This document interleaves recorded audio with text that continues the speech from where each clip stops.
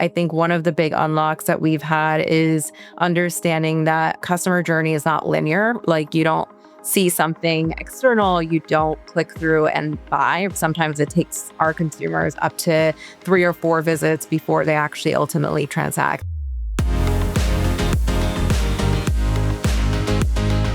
Hey folks, super excited for the podcast that you're about to listen to with Jennifer. We touched on a whole bunch of topics, including what it means to have an outlet brand. Does that dilute your primary brand? Do you have 2 different online experiences? Do customers think of it as one? In addition to that, you can get some really good insights from an industry vet who spent more than 10 years in e-com and is still very much on the cutting edge of technology. So super excited for that. Welcome to another episode of the e-commerce toolbox expert's perspective. Joining us today, we have Jennifer. Jennifer is the Senior Director of Global Marketing Digital Experience at Coach. So welcome. Thank you. Thanks so much for having me. Awesome. I'm really excited for this podcast. We're going to get into a whole bunch of things. Obviously, you've been with Coach for a little bit. You've managed some of the outlets. We're going to get into some of kind of the topics of commodity e-com versus experiential e-com today. So maybe for those that didn't do the research ahead of time like me, you've been with Coach for about a decade. You started in operations. Now you're a senior digital leader. Maybe talk us through your career journey and where you started and kind of the parts of the business you look at today. Yeah, of course. So I started my career over a decade ago, as you just mentioned, and I actually started in e-commerce merchandising. So doing things like site uploads, photography, curating our shops, etc. From there, I moved into site operations, site content, eventually working my way up to oversee the entire business. Those early roles are really what set the foundation for how the business really works. So I understood kind of the inner workings in and out and allowed me to deepen my knowledge of e-commerce and the importance of just building a website. And oftentimes people say they go to a website and they think it's like, it just happens. Like I've had these conversations with my friends and there's so much work that actually goes behind the scenes for it. So for me, it was really lovely to have a career that allowed me to really deepen that understanding and just know kind of the essentials of what running this business really is. So now in my new role, so I've taken a new seat. I've managed the 2 businesses and now I'm doing global marketing, really focusing on a slightly different nuanced approach. Whereas before I was overseeing more of the day-to-day business operations, now I'm overseeing making sure that we're scaling kind of to global markets and ensuring that we have that emotional tie back to the consumer. Very cool. Talk to us a bit about, and you don't have to make this only about Coach, but for businesses that have kind of the outlet model versus the core business, talk to us a bit about building those digital experiences. And I'm assuming they're different. Yes. Well, actually, sometimes they don't have to be different. So one thing that we actually, as I took on the outlet seat specifically, we had done a lot of research. And what we found was that customers actually think of Coach the brand, not necessarily retail versus outlet. So as I took on that seat, actually, I found that you really don't have to make the experiences that different because depending on how the customer is navigating to your brand and your brand, whether that be in stores or on a retail website or an outlet website, at the end of the day, it's just the consumer interpreting it as your brand. So what we've done is actually over the course of the years since I had taken outlet the business is try to remove and reduce the noise that often outlet channels have. So we used to talk about things like 70+10, 70+20, and trying to lead a lot with promotions. And we've actually now completely changed that model to be really focused on ensuring that you have a cohesive brand experience, regardless of where the customer is entering. So that includes things like maybe not leading with promotion and leading with the same brand message and the same brand value that you would find on something like a retail store. Interesting. In your research, what are some of the kind of different mindsets that dictates if a customer wants to be going to the outlet versus, I guess, the core business, for lack of better words, if it's not price? Yeah, honestly, some of it is proximity when we talk about stores. So sometimes the closest exposure someone has ever had to the brand is your closest outlet mall. And that actually is reality. We have a lot of people in North America that actually the closest thing they have is a Coach outlet store. And so that's the first impression they have. And therefore, they are naturally more in tune to interpret Coach the brand as a Coach outlet through the coach outlet lens. So I think sometimes it's proximity of where you are. The other thing is how and what products appeal to you. So our products are very similar in terms of like they're made to have very equal quality. They are made to last forever. And that does not change depending on whether you go to the retail or the outlet channel. So I think the differentiator really is your budget that you have, but sometimes also things like proximity and the ability for what you have seen in your ecosystem to impact then what you want to buy in the future. That's an interesting take. I never really thought of it like that, but that kind of makes sense actually, as I kind of apply it to my own lens.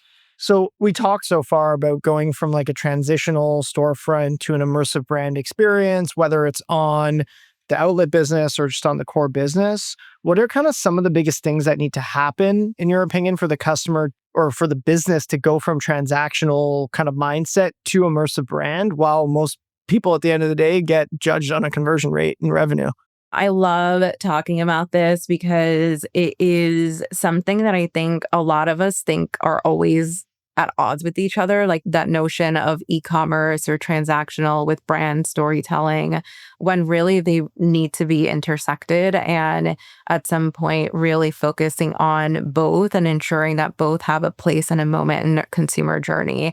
I think one of the big unlocks that we've had is understanding that customer journey is not linear. Like you don't see something external, you don't click through and buy, right? Like sometimes it takes our consumers up to 3 or 4 visits before they actually ultimately transact. And so that idea of a journey being really what we focus on and how that impacts how we maybe place importance on certain things has been really a big unlock for us, because you might imagine a consumer now for the first time visit, we're placing much more emphasis on that emotional tie back to the brand and making sure that the place that they're landing on is doing a better effort than maybe when they're coming back from paid social and are being retargeted to come back to buy a product.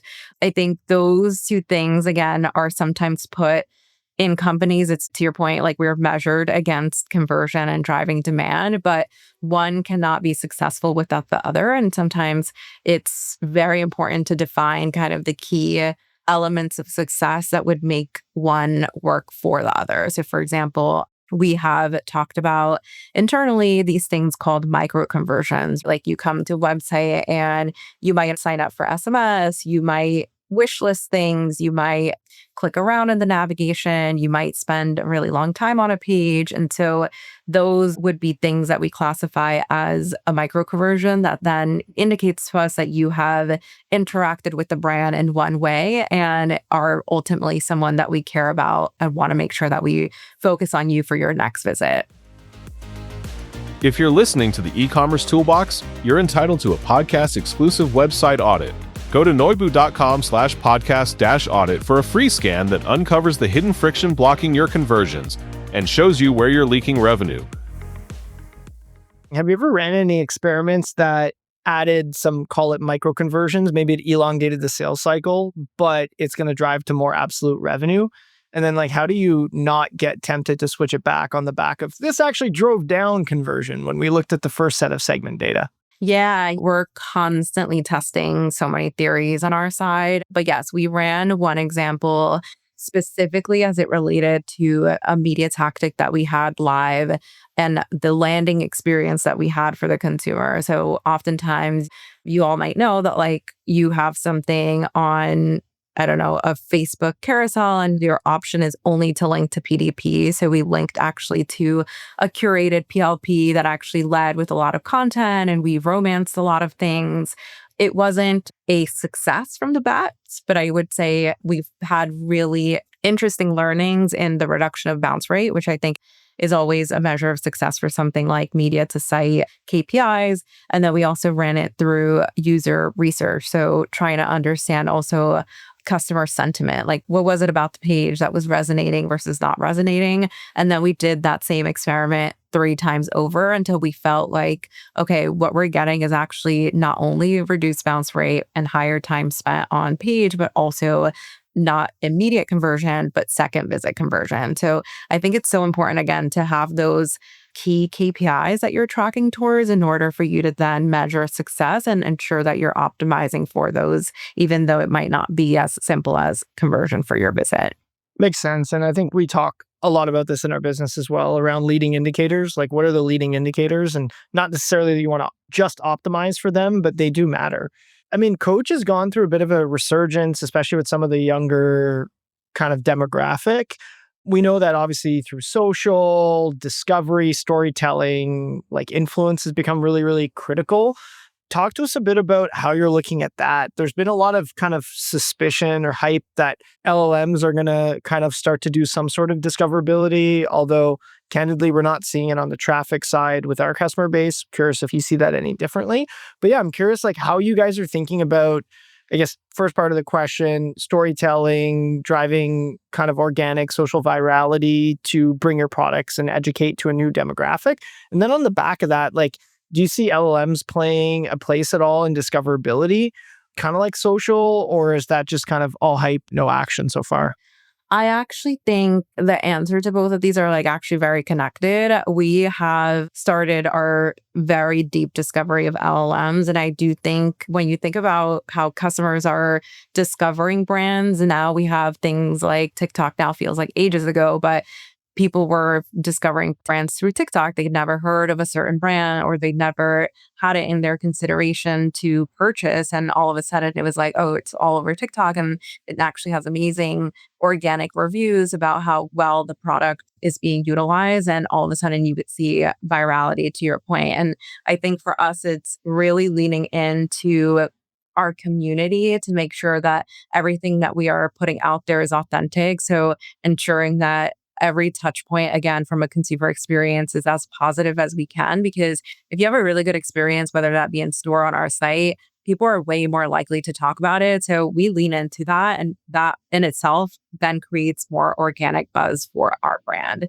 I think on the LLM side, there is obviously now this new discoverability with LLM. So people are using ChatGPT way more. And there's all these stats about how a user who uses ChatGPT for discovery is actually way more likely to convert. And I think the numbers, to your point, are super small, but there's definitely a need for us to just start some of that and ensuring that, like, if someone's typing something like, what should I wear for Valentine's Day for a date night with my boyfriend, that we have a very specific crawlable websites that have content that relates to that question. So it's not probably the usage rate right now is super small and it's not where it's going to be, but I definitely think similar to TikTok, it's going to be something that'll blow up and tomorrow we'll be having the same conversation. It'll feel like, oh my God, it's already changed so much and the way that people are discovering brands is now completely different.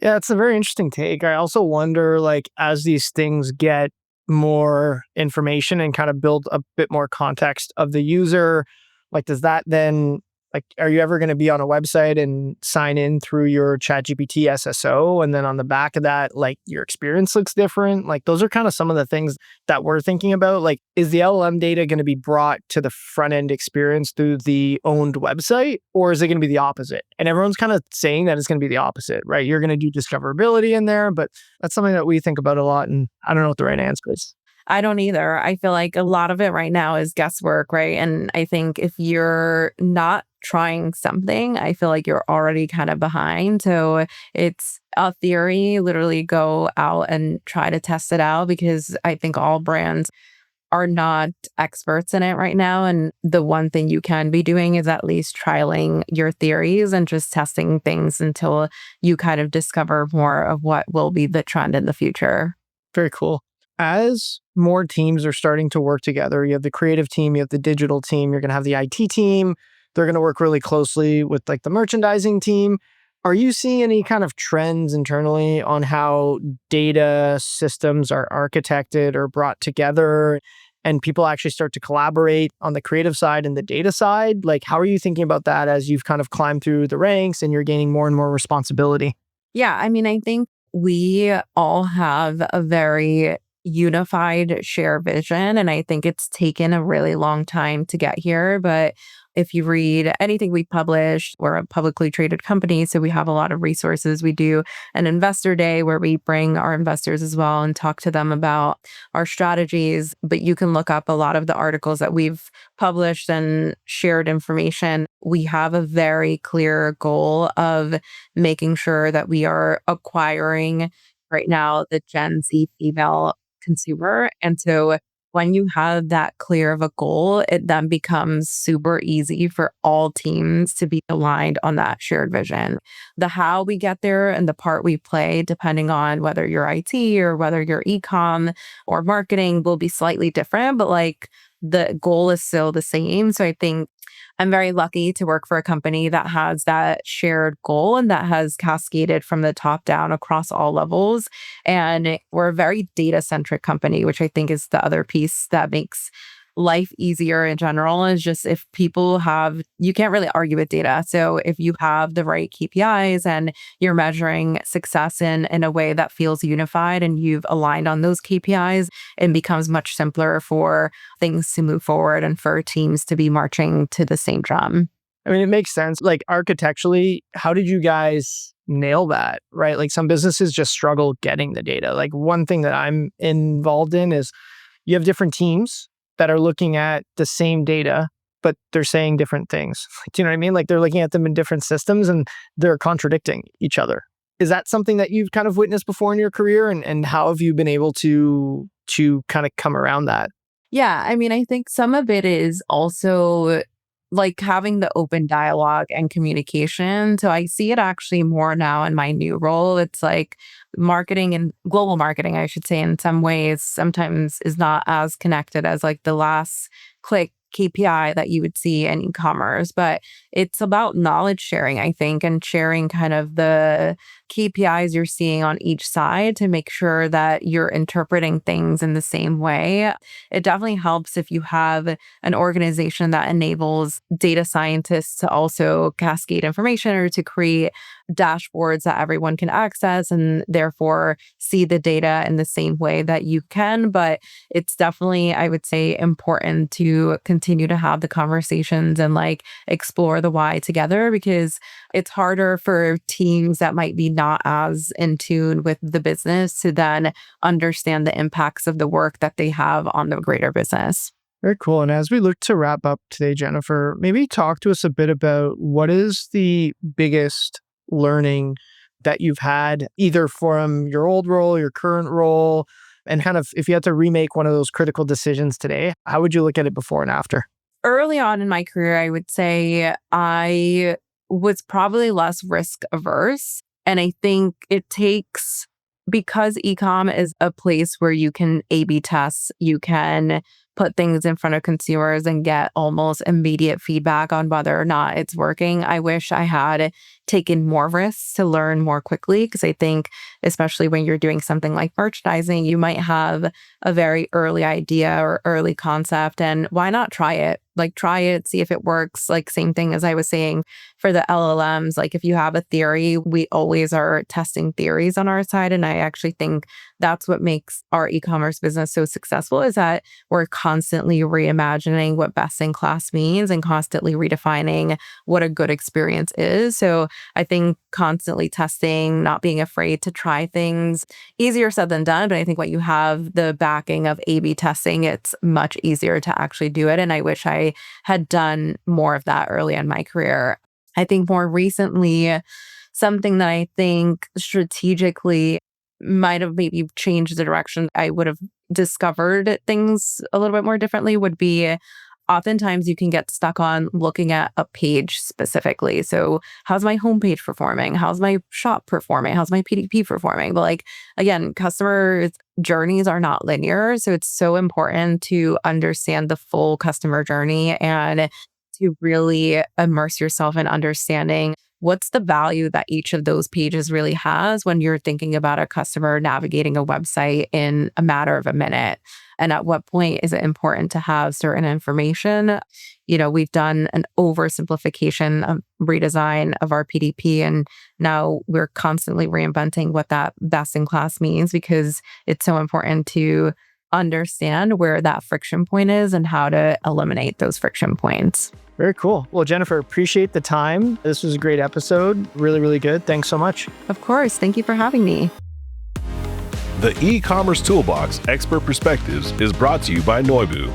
To find out more about Noibu and how we can help you debug your e-commerce site and rocket your revenue, visit www.noibu.com. That's noibu.com. And then make sure to search for the e-commerce toolbox Expert Perspectives on Apple Podcasts, Spotify, or anywhere else podcasts are found, and click subscribe so you don't miss out on any future episodes. On behalf of the team here at Noibu, thanks for listening.